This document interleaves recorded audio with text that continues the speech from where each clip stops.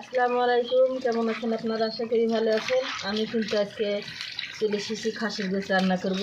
আমার বড় বেটা বায়না ধরেছে যে গোশ খাবো। এই যে গোশ নিয়ে এনেছে, এই আলু দিয়ে এই গোশটা খাসির গোশ রান্না করবো। আপনারা সবাই দেখুন। আমি সর্বপ্রথমে আলুগুলো ভেজে নেব।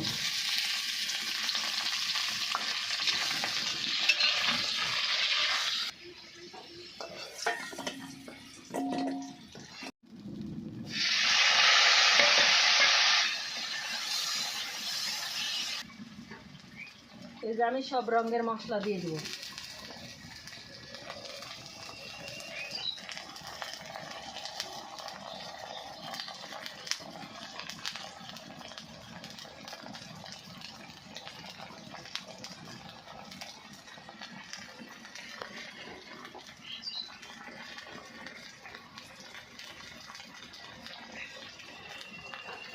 গরম মশলা দেবো।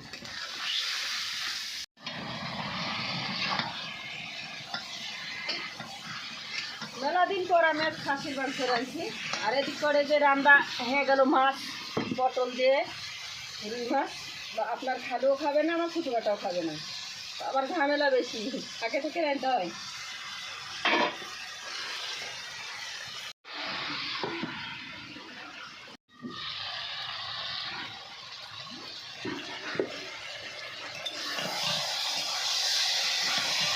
ঘর করতে গোশ নামলে কালাটা সে সুন্দর।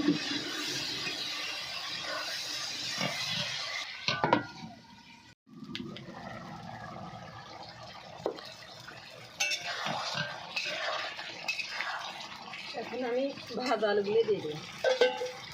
তেল বাড়াচ্ছে তো, ভাজা আলু দিয়ে মাংস রাঁধলে মাংসের কালারটাই সুন্দর হয়।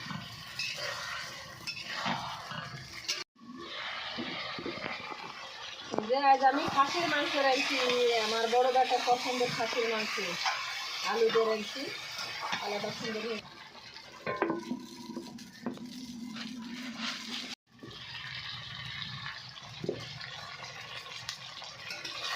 আলু দিয়ে আমার কষানো শেষ।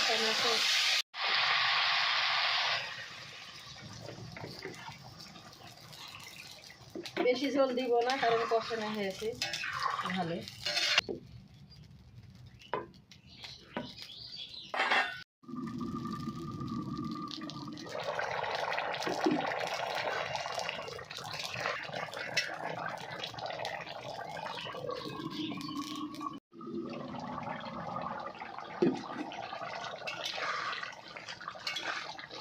এখন আমি ধনে জিরে ঘুরিয়ে দেবো।